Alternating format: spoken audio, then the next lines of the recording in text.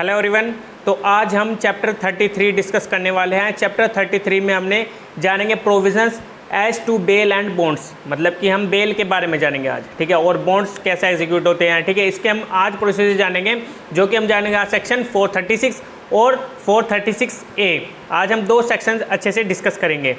Video start करने से पहले आप अपने पास CRPC का बैरक ले लीजिए, जिसमें आप मेरे साथ सेक्शन वाइज रीड करेंगे। इससे आपके बैरक लैंग्वेज पर जो कॉन्सेप्ट है आपके वो सभी क्लियर होंगे, ठीक है। तो चलिए स्टार्ट करते हैं। जो सेक्शन 436 है वो किस बारे में बात करता है, मतलब कि in what case bail to be taken, मतलब कि किन केसेस में हम बेल ले सकते हैं, ठीक है। तो इसमें यही जानेंगे आज हम। इसमें मैं आपको बेसिकली 6 इसमें पॉइंट बता देता हूँ, जिसमें आप उन पॉइंट्स को याद रखिएगा, ठीक है, या फिर आप उनको जो मैं आपको बता रहा हूँ उनको साथ के साथ नोट डाउन करते रहिएगा, ठीक है। जो 436 है इसका पहला पॉइंट है, जो मैं आपको पहला पॉइंट बता देता हूँ। पहला पॉइंट क्या बताता है इस सेक्शन के according, under this section bail is the right of person as he committed bailable offence, मतलब कि इस सेक्शन के अकॉर्डिंग बेल एक राइट है पर्सन का, ठीक है। वो पर्सन बेल ले सकता है, लेकिन किस में, जो ऑफेंस कमिट हुआ बेलेबल, मतलब कि जिस ऑफेंस में जो ऑफेंस है उसमें बेलेबल ऑफेंस है वो, ठीक है। तो उस केस में वो बेल ले सकता है, उसके राइट है, उसको मिलेगी ही मिलेगी, ठीक है। और जो सेकंड पॉइंट है, this provisions cast a duty on police and court to release the accused on bail if the offence bailable, मतलब कि जो ये 436 है इसके अकॉर्डिंग अगर कोई पर्सन बेलेबल ऑफेंस कमिट करता है तो उस केस में उस अक्यूज्ड पर्सन को कोर्ट रिलीज़ करेगी, ठीक है। और पुलिस ऑफिसर की ये ड्यूटी है कि बेलेबल ऑफेंस में उसको रिलीज़ किया जाए, और कोर्ट की भी ये ड्यूटी बनती है, ठीक है। और जो थर्ड पॉइंट है, whenever accused applies for bail, offense is arrested and applies for bail, the court shall grant bail, मतलब कि अगर जो एक्यूज पर्सन है वो अप्लाई करता है बेल के लिए, जो बेल है ऑफेंस जो उसने कमिट किया और उसको अरेस्ट कर लिया गया था और वो अप्लाई करता है बेल के लिए, the court shell grant bell, तो उस केस में कोर्ट को उसको ग्रांट करनी होगी बेल, जो उसने बेलेबल ऑफेंस कमिट किया है उस केस में, अगर वो बेल एप्लीकेशन लगा रहा है तो, ठीक है। तो कोर्ट देगी उसको, ग्रांट करेगी बेल। और जो फोर्थ इसका पॉइंट है, bail can not be rejected on the basis of non availability of surety, मतलब कि बेल रिजेक्ट नहीं की जा सकती, ठीक है, on the basis of non availability of surety, जो श्योरिटीज़ होते हैं, ठीक है। जो कोर्ट क्या करती है, सिक्योरिटी के लिए बोलती है कि इतने रुपए की सिक्योरिटी आपको भरने की और विद श्योरिटी, तो उस केस में अगर वो श्योरिटी उसके पास अवेलेबल नहीं है तो वो कोर्ट उसको रिजेक्ट नहीं करेगी, ठीक है, इसके बेसिस पर कि उसके पास श्योरिटी नहीं है, उसको बेल ग्रांट करनी ही होगी, ठीक है। और जो फिफ्थ क्लोज है, the court shall release the accused on personal bond if the accused fail to furnish security within 7 days, मतलब कि कोर्ट उसको रिलीज करेगी उस अक्यूज्ड पर्सन को उसके पर्सनल बॉन्ड पर, अगर वो अक्यूज्ड पर्सन फेल हो जाता है फर्निश करने के लिए विद इन 7 डेज, मतलब कि उसके अगर वो 7 दिन के अंदर अंदर फर्निश करने से फेल हो जाता है श्योरिटी को, ठीक है, अगर वो श्योरिटी नहीं दे पाता है, उसके पास अवेलेबल नहीं है और 7 दिन के अंदर वो नहीं कर पाता है, तो उस केस में उसको 7 दिन के बाद कोर्ट को रिलीज़ करना होगा उस पर्सन को उसके विद पर्सनल बॉन्ड, ठीक है, उसको पर्सनल बॉन्ड पर रिलीज़ कर सकती है court. If accused fail to comply with the conditions of bail, मतलब कि अक्यूज्ड फेल हो जाता है कंप्लाई करने से जो कंडीशन है बेल की, ठीक है, तो जो कंडीशन रखी थी कोर्ट ने, तो उस केस में वो उसको कंप्लाई नहीं करता है, ठीक है। द कोर्ट में refuse to release him on bail, तो कोर्ट उसको रिफ्यूज़ कर सकती है बेल से रिलीज़ करने से, बेल पर रिलीज़ करने से, तो उस कोर्ट उसको पुलिस ऑफिसर को बोलेगी कि उसको अरेस्ट कर लिया जाए, ठीक है, तो उसके फिर उसको कस्टडी में लिया जाएगा अगर वो कंप्लाई नहीं करता है जो भी कंडीशन रखी थी जब उसको ग्रांट की गई थी बेल,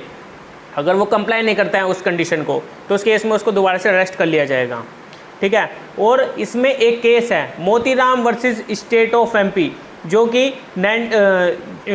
इसमें क्या कहा गया था, any order rejecting surety because he और his state was situated in different district held to be discriminatory and violative of article 14, मतलब कि जो ये केस है Motiram versus state of MP, ये 1978 में आया था, 1978 में ये केस आया था। और इस केस में क्या हुआ था, इसमें एक ऑर्डर दिया गया था रिजेक्ट करने का श्योरिटी को, कि उसकी जो लोकल जुडिक्शन है वो उसकी लोकल जुडिक्शन से बाहर की दूसरी डिस्ट्रिक्ट का कौन है श्योरिटी, तो कोर्ट ने उसको इसी वजह से रिजेक्ट कर दिया था श्योरिटी को। और फिर उसकी बेल को ग्रांट नहीं कर पाए, ठीक है। तो इसमें ये डिस्क्रिमिनेटरी और वायलेटिव है किसका, आर्टिकल 14 का, जो इंडियन कॉन्स्टिट्यूशन का आर्टिकल 14 है, उस केस में ये वायलेटिव और डिस्क्रिमिनेटरी है, ग्रांट करनी ही होगी। अगर वो दूसरे डिस्ट्रिक्ट का भी है तो श्योरिटी उसको ग्रांट करनी ही करनी होगी, ठीक है। तो ये Motiram versus state of MP का केस था। और जो ये 436 मैंने आपको बताया है, ये 436 सेक्शन काफ़ी इंपॉर्टेंट है, जिसमें बेलेबल ऑफेंस की बात की गई थी, ठीक है। और अब हम चलते हैं 436A में। 436A किस बारे में बात करता है, maximum period for which N under trial prison can be detained, मतलब कि मैक्सिमम कितने पीरियड के लिए उस प्रिजनर को, ठीक है, डिटेन करके रखा जा सकता है अगर वो अंडर ट्रायल में है, ठीक है। तो इसमें देखते क्या है, where a person has during the period of investigation, inquiry और ट्रायल अंडर दिस कोड, अगर कोई पर्सन ड्यूरिंग द पीरियड, मतलब कि किसी पर्सन को अरेस्ट कर लिया गया है और उसके ड्यूरिंग द इन्वेस्टिगेशन, इंक्वायरी और ट्रायल इस कोड के अंडर जो चल रही है, an offence under any law not being an offence nor for the which the punishment of death has been specified as one of the punishment under the law, मतलब कि इसमें जो पनिशमेंट है उसको डेथ की पनिशमेंट नहीं है, ठीक है, जिसके ऊपर इंक्वायरी ट्रायल इन्वेस्टिगेशन चल रही है ये, ठीक है। Undergone detention for a period extending up to 1/2 of the maximum period of imprisonment for that offence under that law he shall be release by the court on his personal bond without sureties. अगर उसको detention में रखा जा रहा है और जो उसने ऑफेंस कमिट किया था, मान लीजिए उसने ऑफेंस जिसमें उसने ऑफेंस कमिट किया था उसमें उसको 3 साल की सज़ा थी, ठीक है, तो उसका 1/2 कितना हो जाएगा, 1.5 साल। तो उसमें 1.5 साल तक के अगर उसको रखा गया है ड्यूरिंग द इन्वेस्टिगेशन, इंक्वायरी और ट्रायल के अकॉर्डिंग, तो कोर्ट उसको पर्सनल बॉन्ड पर विद और विदाउट श्योरिटीज रिलीज करेगी, ठीक है। और जो इसमें प्रोवाइसो है, प्रोवाइसो बात करता है, provided that the court may after hearing the public prosecutor and for reason to be recorded by it in writing, मतलब कि प्रोवाइसो सिंपली ये बात कर रहा है कि after hearing of the public prosecutor, मतलब कि पब्लिक प्रोसिक्यूटर को नोटिस दिया जाएगा उसके रिगार्डिंग, ठीक है। जब उसको 1.5 साल से तक उसको रखा गया है और 3 साल की उसमें पनिशमेंट है, अगर उसको 1.5 साल तक रखा गया इन्वेस्टिगेशन, इंक्वायरी, ट्रायल के दौरान, तो अगर उसको रिलीज़ करना है कोर्ट को, तो पहले को पब्लिक प्रोसिक्यूटर को सुना जाएगा, ठीक है, वो अपनी रीजन देगा in writing, order that continue detention of such person for a period longer than 1/2 of the set period और release him on bail instead of personal bond without sureties. तो उसमें पब्लिक प्रोसिक्यूटर अपने opinion देकर उसको release किया जाए या ना किया जाए, उसमें देखा जाएगा कि उसको पर्सनल बॉन्ड के अकॉर्डिंग विद और विदाउट श्योरिटीज रिलीज़ किया जाए, ठीक है, अगर उसको 1/2 के लिए रखा गया है डिटेंशन में। और जो नेक्स्ट प्रोवाइसो है, provided that no such person shall in any case be detained during the period of investigation, inquiry और trial for more than maximum period of imprisonment provide for the said offence under that law. देखिए जो ये second प्रोवाइस है वो simply ये बात कर रहा है कि अगर उसने जो ऑफेंस कमिट किया था उस ऑफेंस के अकॉर्डिंग उसको 3 साल की सज़ा थी, ठीक है, हमने ऊपर पढ़ा था 1.5 साल वाला, जिसने 1/2 उसने ऑफेंस कमिट किया था, उसके बाद उसको रिलीज़ किया जाएगा और जब पब्लिक प्रोसिक्यूटर को सुना जाए, ठीक है, पब्लिक प्रोसिक्यूटर सुनने के बाद उसको रिलीज़ किया जाएगा। लेकिन जो सेकंड प्रोवाइसो है, सेकंड प्रोवाइसो सिंपली ये बात कर रहा है कि उसको जो 3 साल की उसमें पनिशमेंट थी वो 3 साल तक उसमें ड्यूरिंग द इन्वेस्टिगेशन, इंक्वायरी और ट्रायल के अकॉर्डिंग वो डिटेंशन में रहा, ठीक है, इम्प्रिजनमेंट में रहा, तो 3 साल तक रहा, उसके बाद उसको रिलीज़ किया जाएगा, ठीक है। तो कोर्ट की ड्यूटी बनती है उसको रिलीज़ करे, उसको रिलीज़ करेगी, ठीक है, अगर उसको 3 साल तक उसको इम्प्रिजनमेंट में रखा गया है तो ड्यूरिंग द इन्वेस्टिगेशन, इंक्वायरी और ट्रायल के अकॉर्डिंग। तो ये 436A था